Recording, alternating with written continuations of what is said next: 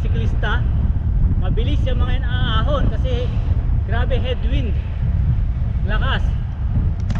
First time ko bumaba ng Canon na lakas ang headwind. Oh, dati nag-80 ako dito, 60, 80, 70. Ngayon nasa 40 lang. Hindi ako makahataw. Anyway, naka-gravel bike pala ako. Mabagal, oh, lakas. Headwind. Woo! Camp 4 na tayo. Wala na masyadong view.